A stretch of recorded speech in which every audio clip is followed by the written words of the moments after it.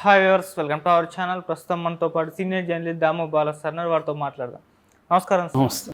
Sir, నిన్న Deccan Chronicle పైన attack జరిగింది సార్. టీడీపీ వాళ్ళు చేశారని చెప్పేసి ఆరోపణలు రావడం కూడా చూస్తున్నాం. దీనిపైన జగన్ గారు కూడా స్పందించారు. అసలు ఎవరు చేశారు, ఏం జరిగింది సార్, మీ ఒపీనియన్ దీనిపైన?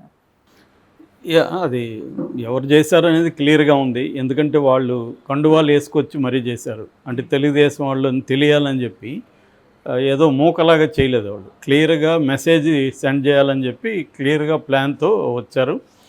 ముఖ్యంగా మహిళా విభాగం, విద్యార్థి విభాగం తెలుగుదేశం. ఇంతకుముందు అసలు మనకి విద్యార్థి విభాగం నేను ఎప్పుడూ చూడలేదు. అంటే తెలుగుదేశం విద్యార్థి, తెలుగు విద్యార్థి అనేది ఎప్పుడు పేరుకుంది, కానీ ఎప్పుడూ యాక్టివ్గా లేరు వాళ్ళు. ఈ గవర్నమెంట్ వచ్చినప్పటి నుంచి యాక్టివ్గా ఉన్నారు. అలాగా వాళ్ళు అప్పోగారులో, విశాఖపట్నంలో అప్పోగారు దగ్గర ఉన్న దక్కన్ క్రానికల్ ఆఫీస్ బోర్డు కొట్టి లోపలికి అంతా వెళ్ళడానికి ట్రై చేశారు. సిబ్బందితో గొడవపడ్డారు. ఒక హంగామా అయితే క్రియేట్ చేశారు. సో అక్కడ నిప్పు కూడా పెట్టారు. సో బోర్డుని తగలబెట్టారు. అంటే మనం ముందు నుంచి చెప్పుకుంటున్నాం. ఇంకా నేను అప్పుడే చెప్పాను, రోజుకి ఒకటి చెప్పుకోవాల్సి వస్తుంది వీళ్ళ అరాచకాలని. ఎందుకంటే వీళ్ళున్నంత, వైసీపీ ఉన్నంతసేపు వైసీపీ అరాచకాల గురించి మీడియా కానీ, మేధావులు కానీ, తెలుగుదేశం పార్టీ కానీ విపరీతంగా మాట్లాడింది. నిజానికి ఈ స్థాయి అరాచకం వాళ్ళ దాంట్లో లేదు. వాళ్ళ అరాచకం అంతా తెలుగుదేశం వాళ్ళ మీద ఫుల్ అరాచకం ఉంది. ప్రజల మీద కానీ, మీడియా మీద కానీ ఈ స్థాయి అరాచకం లేదు. వాళ్ళు ఎక్కడ మీడియాని తగలబెట్టడం ఇట్లాంటివి చేయలేదు. ఇది పరాకాష్ట. అది కూడా వచ్చి ఇంకా కుదురుకోను కూడా లేదు. గవర్నమెంట్ డే 1 నుంచి స్టార్ట్ అయినాయి. దీనికి నేపథ్యం కూడా ఉంది. దీనికి నేపథ్యం ఏంటంటే, వీళ్ళు ముందు నుంచే ప్రతి ఒక్క లీడర్ కూడా ప్రజల్ని రెచ్చగొట్టడం, ఎన్ని కేసులు మీరు పెట్టుకుంటే అంత పదవులు ఇస్తానని లోకేష్ ప్రకటించడం, ఇవన్నీ వాళ్ళకి సిగ్నల్స్ వెళ్ళినాయి. మనం ఏమన్నా చేయొచ్చు, మనల్ని అడిగేవాళ్ళు లేడు అన్న సిగ్నల్స్ వెళ్ళినాయి. దానికి తగినట్టు అబ్సల్యూట్ మెజారిటీ రావడం, కేంద్రంలో కూడా ఈ ప్రభుత్వం భాగస్వామి కావడం, దీనివల్ల ఇంకా రెచ్చిపోతున్నారు. మనల్ని ఎవరేం చేస్తారు అన్న ఇది వచ్చేసింది. సో ఏదన్నా జరిగినా కూడా తెలుగుదేశం లీగల్ సెల్ చాలా స్ట్రాంగ్గా ఉంటుంది.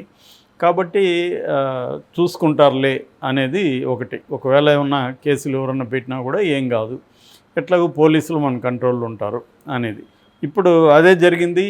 దీన్ని లోకేష్ ఖండించాడు, కానీ కేసులు పెట్టలేదు.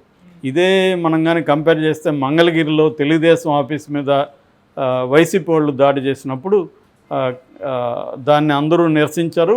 ఇప్పుడు అరెస్టులు చేస్తున్నారు. సజ్జల రామకృష్ణారెడ్డి వీళ్ళకి అందరికి కూడా నోటీసులు వెళ్ళి అరెస్ట్ చేయబోతున్నారు. వాళ్ళంతా కూడా ముందస్తు బెయిల్కి అప్లై చేసుకున్నారు. అంటే ఎప్పుడో తెలుగుదేశం ఆఫీస్ మీద దాడి చేస్తేమో ఇప్పుడు అరెస్టులు చేస్తున్నారు. ఇప్పుడు ఒక నేషనల్ లెవెల్లో ఇంగ్లీష్ పత్రిక మీద దాడి చేస్తే అరెస్టులు కదా చేయాలి, కేసులు పెట్టాలి కదా. అవి లేకుండా ఖండించడం, ఇటువంటి చేయొద్దని చెప్పడం ఏం లాభం? కేసులు పెట్టి ఇది చేస్తే అప్పుడు మాకు తరతమ భేదం లేదని చెప్పచ్చు. నిజానికి తెలుగుదేశాన్ని బ్రాడ్గా సపోర్ట్ చేసే మీడియా కూడా ఇప్పుడు దీన్ని ఖండిస్తుంది. ఎందుకంటే ఒక్కసారి నువ్వు అలో చేస్తే వాళ్ళకి తరతమ భేదం అనేది ఏమి ఉండదు. ఎవరి మీదన్నా వాళ్ళకి నచ్చకపోతే చేస్తారు. సో అసలు దీని నేపథ్యం ఏందని చూసినప్పుడు, యాక్చువల్గా విశాఖ ఉక్కు ఫ్యాక్టరీ ఏదైతే ఉందో దాన్ని, విశాఖ స్టీల్ ఫ్యాక్టరీ, దాన్ని ప్రైవేటీకరణ అనేది ఎప్పటి నుంచో ట్రై చేస్తున్నారు. 2021 నుంచి కూడా వాళ్ళు ట్రై చేస్తున్నారు. బట్ అప్పుడు కొంతవరకు వైసీపీ దాన్ని గట్టిగానే వ్యతిరేకించింది. మిగతా తెలుగుదేశం, జనసేన కూడా వ్యతిరేకించారు. పవన్ కళ్యాణ్ ఎంత గోల్ చేస్తాడు అప్పుడు కూడా మనం చూసాం. విశాఖపట్నంకి వెళ్ళి ఇదంతా చేశారు, మీరు కానీ మాకు ఎంపీలు ఇచ్చుంటే నేను ఆపుండేవాడిని, ఇవన్నీ కూడా ప్రగల్భాలు పవన్ కళ్యాణ్ పలికాడు. సో ఇవాళ వాళ్ళ ప్రభుత్వం ఉంది. ఇవాళ ఆల్రెడీ వాళ్ళు ఏర్పాట్లు ముమ్మరం చేశారు. కేంద్ర మంత్రులు వచ్చారు. నిన్న కూడా కుమారస్వామి వెళ్ళాడు. ఆల్రెడీ భారీ పరిశ్రమలు, ఉక్కు, దీనికి సంబంధించిన శాఖ సహాయ మంత్రి ఆయన శ్రీనివాస్ వర్మ, నర్సాపురం ఎంపీగా, ఆయన క్లియర్గానే చెప్తున్నాడు, ఇది నష్టాల్లో ఉంది, దీన్ని మేము ప్రైవేటీకరణ చేస్తున్నామని. వాళ్ళు చెప్పిన దాంట్లో వాస్తవం ఉంది, ఖచ్చితంగా నష్టాల్లో ఉంది. అయితే ఈ నష్టాలకి ఏం కారణం అనే దగ్గర చూస్తే ప్రధాన కారణం మళ్ళీ సెంట్రల్ గవర్నమెంటే.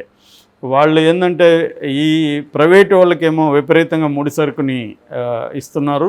ఇక్కడికి వచ్చేసరికి గన్లు కేటాయింపు అనేది వీళ్ళకి చేయట్లేదు. దానివల్ల మిగతా సంస్థలు 40% ముడి దీని మీద పెట్టాల్సి వస్తే వీళ్ళు విశాఖ స్టీల్ ప్లాంట్ ఏమో 65% పెట్టాల్సి వస్తుంది.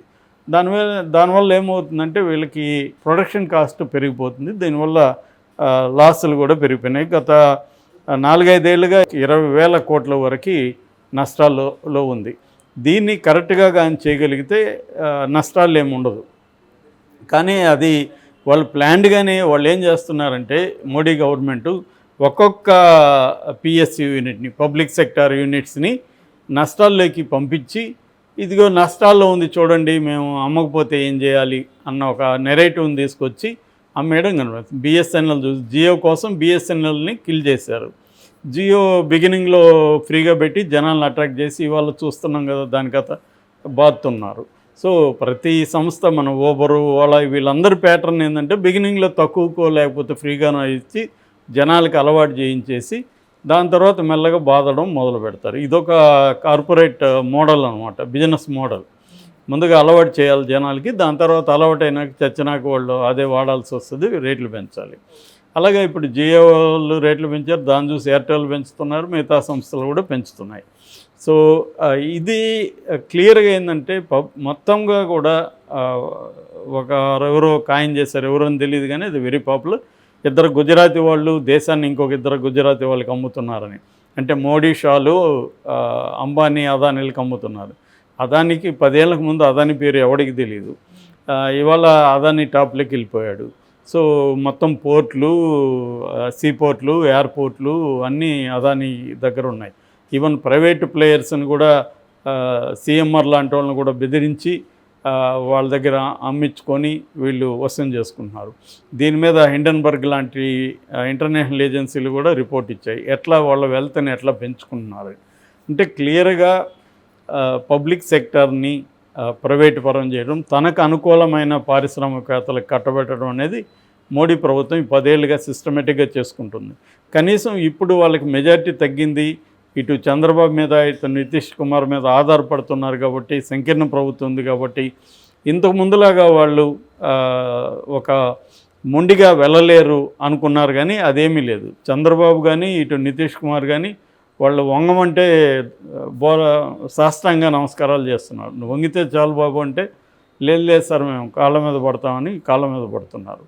సో ఇప్పటివరకు ఏ రకమైన డిమాండ్స్ని కూడా చంద్రబాబు మొన్న కూడా ఢిల్లీ పోయి ఇచ్చాడు, కానీ ఏం జరిగిందనేది ఇప్పటివరకు ఏమీ లేదు. చెప్పేసి వచ్చారు తప్ప ఏం జరుగుతుందనేది ఏమీ లేదు. అంటే చంద్రబాబు డిమాండ్ చేసే పరిస్థితులు ఇప్పుడు కూడా ఉన్నట్టు కనబడలేదు. అందుకనే ఆల్రెడీ ఫైనాన్షియల్ ఎక్స్ప్రెస్ రాసింది, చంద్రబాబు దీనికి గ్రీన్ సిగ్నల్ ఇచ్చాడు. ఆల్రెడీ వాళ్ళు ఏంటంటే మెల్లగా చంద్రబాబుకు ఉండే తెలివితేటలు ఏంటంటే మీడియాలో ఎక్కడెక్కడ లీకులు ఇవ్వాలో ముందుగానే ఇస్తుంటారు, ఇచ్చి ఫీలర్లు వదులుతూ ఉంటారు, ప్రిపేర్ చేస్తూ ఉంటారు గ్రౌండ్ని. సో మెల్లగా ఇప్పుడు ఒక నెరేటివ్ని తెలుగుదేశం తీసుకొస్తుంది. అదేంటంటే ఇది లాస్లో ఉంది, ప్రైవేట్కి ఇస్తే ఎక్కువ ఉద్యోగాలు వస్తాయి అని ఒక నెరేటివ్. మరి ఇది ఇన్ని రోజులు జగన్ మీద నిందేసరిగా వీళ్ళు జగన్ అమ్మేస్తున్నాడు విశాఖ ఉక్కునని. ఇప్పుడు అధికారంలోకి వచ్చినాక మెల్లగా ఏం చేస్తారంటే ఈ నెరేటివ్ని తీసుకొస్తారు, దీనివల్ల మనకి ఎక్కువ ఉద్యోగాలు వస్తాయి, ఇది మంచిది కదా, లాస్ట్లో ఉండేది ఏందని. ఇంకా వాళ్ళ మీడియా మేధావులు అందరూ ఇదే వాదాన్ని జనంలోకి తీసుకెళ్తారు. ఇది జరగబోతుంది. దీనివల్ల కార్మికులు ఖచ్చితంగా అక్కడ ఇబ్బందులకు గురవుతారు. అట్లాగే నిజానికి అది ఎప్పటి నుంచో సక్సెస్ఫుల్గా ఉంది. ఒకప్పుడు ఆంధ్రుల హక్కు, విశాఖ ఉక్కు అన్న ఇది ఉంది. దీని నుంచి ఇప్పుడు మీడియా మీద దాడులు అనేవి చాలా ఘోరమైన విషయం. అంటే జర్నలిస్టులు కూడా ఎవరు కూడా తెలుగుదేశానికి యాంటీగా మాట్లాడకూడదు, మాట్లాడితే మేము కేసులు పెడతాం, దాడులు చేస్తాం అన్న ఒక సిగ్నల్స్ని ఇది పంపించినట్టుగా మనకు అర్థమవుతుంది. దీన్ని ఇటు పవన్ కళ్యాణ్ లాంటి వాళ్ళు మాట్లాడితే నీతులు చెప్తుంటాడు, పవన్ కళ్యాణ్ చెగువేలు అంటాడు, ఇంకొకరెవరు అంటాడు. కానీ నేను చాలాసార్లు చెప్తుంటా అతని మాటలు కాదు అతని యాక్షన్లు చూడాలని. అతని యాక్షన్ చూసినప్పుడు ఇప్పుడు తెలుగుదేశంలో గత కొంతకాలంగా తెలుగుదేశం వల్ల రకరకాల దాడులు చేస్తే ఇప్పటివరకు ఏమీ ఖండించలేదు. పైగా తెలుగుదేశాన్ని విమర్శిస్తే తాడదీస్తానని జనసేన వాళ్ళని హెచ్చరించాడు. సో అది పవన్ కళ్యాణ్ ట్రూ నేచర్. ఆయన ఏవో మాట్లాడతాడు కానీ ఇటువంటివి ఏమీ ఖండించినట్టుగా మనకు కనిపించలేదు. Okay sir, thank you so much.